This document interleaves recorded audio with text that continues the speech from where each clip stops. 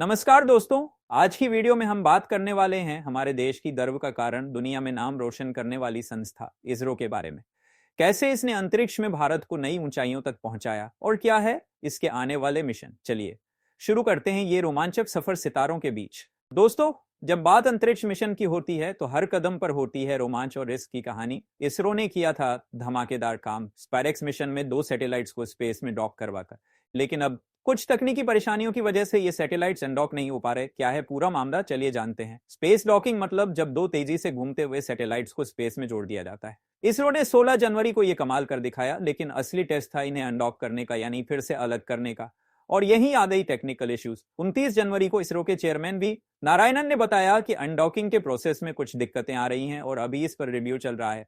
मतलब स्पेस में हमारे सैटेलाइट्स फिलहाल आपस में ही फंसे हुए हैं। इसरो के सूत्रों ने भी माना है कि डॉकिंग एक्सपेरिमेंट्स में कुछ समस्याएं हैं और अनडॉकिंग अभी तक सफल नहीं हो पाई है। लेकिन दोस्तों, ये वही इसरो है जिसने हमें चंद्रयान और मंगलयान की सफलता दी है। तो क्या ये चैलेंज हमारे वैज्ञानिकों के लिए बहुत बड़ा होगा? जवाब है बिल्कुल नहीं। इसरो की टीम दिन रात मेहनत कर रही है और जल्द ही हमें अच्छी खबर मिल सकती है।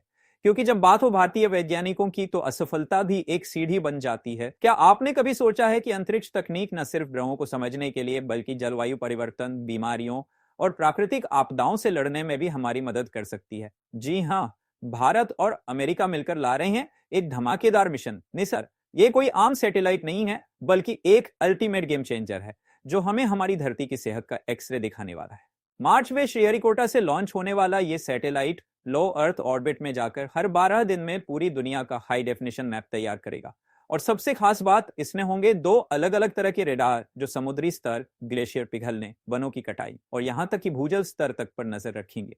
अब सोचिए दोस्तों, अगर हमें पहले से पता चल जाए कि कहीं बाढ़ आने वाली है या फिर किसी इलाके में बीमारियों का खतरा बढ़ रहा है, तो कितना बड़ा बदलाव आ सकता है। यही नहीं, निसर हमें बताएगा कि कैसे हमारी धरती जलवायु परिवर्तन से बदल रही है, ताकि हम समय रहते कदम उठा सकें। एक इंटरनेशनल स्टडी ने भी माना है कि हमें स्पेस बेस्ड टूल्स और टेक्नोलॉजी का ज्यादा इस्तेमाल करना चाहिए, ताकि हम न सिर्फ प्राकृतिक आपदाओं बल्कि स्वास्थ्य संकटों से भी लड़ सकें। दोस्तों, ये सिर्फ एक सैटेलाइट मिशन नहीं है, ये है हमारी धरती को बचाने का एक बड़ा कदम। और जब बात हो इसरो की तो हम जानते हैं कि हमारी उम्मीदें हमेशा आसमान छूती हैं। दोस्तों, इसरो ने जब अपना एक 100वां लॉन्च किया तो पूरे देश में जश्न का माहौल था। लेकिन कुछ ही दिनों बाद आई ऐसी खबर जिसने सबको चौंका दिया। क्या हुआ है एनवीएस-2 सैटेलाइट के साथ? चलिए जानते हैं इस स्पेस मिशन के पीछे की पूरी कहानी। तो बात ऐसी है कि 29 जनवरी को जीएसएलवी F-15 रॉकेट के जरिए लॉन्च किए गए एनवीएस-2 नेविगेशन सैटेलाइट में एक टेक्निकल गड़बड़ी आ गई है। सैटेलाइट के सोलर पैनल्स तो सही से खुल गए, पावर भी ठीक चल रही है और ग्राउंड स्टेशन से संपर्क भी बना हुआ है। लेकिन असली दिक्कत आई है ऑर्बिट रेजिंग मैन्यूवर्स में। इसरो के मुताबिक सैटेलाइट के थ्रस्टर्स को एक्टिव करने के लिए जो ऑक्सीडाइजर वॉल्व्स खुलने चाहिए थे वो नहीं खुल पाए। इसका मतलब यह हुआ कि सैटेलाइट को उसकी सही कक्षा में पहुंचाने का ऑपरेशन रुक गया है। अब सवाल यह है कि आखिर ये गड़बड़ी क्यों हुई? क्या इसरो इसे ठीक कर पाएगा? दोस्तों, इसरो की टेक्निकल टीम इस समस्या को सुलझाने में जुटी है और उम्मीद है कि जल्द ही इसका सॉल्यूशन मिलेगा। क्योंकि जब बात हो इसरो की तो असफलता का मतलब सिर्फ एक सीख होता है। याद रखिए, इसरो ने पहले भी कई बार चुनौतियों का सामना किया है और हर बार नई ऊंचाइयों को छुआ है। तो इस बार भी ये सिर्फ एक छोटी रुकावट है जिसे पार कर हम फिर से आगे बढ़ेंगे। दोस्तों, क्या आप जानते हैं कि जब भारत को सबसे ज्यादा जरूरत थी तब हमें जीपीएस ने धोखा दे दिया था? लेकिन उसी दिन हमने ठान लिया था कि अब अपना सिस्टम बनाएंगे और यहीं से शुरू हुई नेविक्स की कहानी। जी हाँ, नेविक्स यानी navigation with Indian constellation, Bharat का खुद का सैटेलाइट नेविगेशन सिस्टम जिसे हमने करगिल युद्ध के बाद शुरू किया था।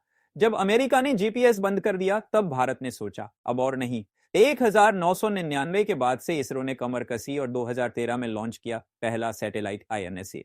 लेकिन दोस्तों, सफर इतना आसान नहीं था। कई बार हमें तकनीकी परेशानियों का सामना करना और हाल ही में एनवीएस-2 सैटेलाइट भी पूरी तरह से काम नहीं कर पाया क्योंकि इंजन फायर नहीं हुआ।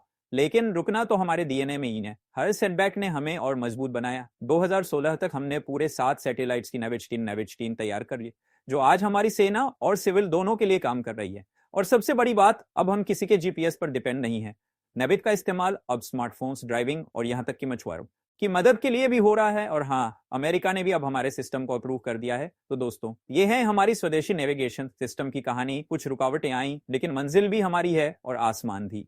अगर आपको इस वीडियो से कुछ नया जानने को मिला हो तो लाइक, शेयर और चैनल को सब्सक्राइब जरूर करें, क्योंकि हम लाते रहेंगे आपके लिए ऐसी ही रोचक और गर्व से भरी कहानियां। तो दोस्तों, अगर आप भी इसरो के इस रोमांचक सफर का हिस्सा बनना चाहते हैं तो वीडियो को लाइक करें, दोस्तों के साथ शेयर करें और हमारे चैनल को सब्सक्राइब करना ना भूलें। मिलते हैं अगली वीडियो में, जहां हर खबर होगी आउट ऑफ द वर्ल्ड।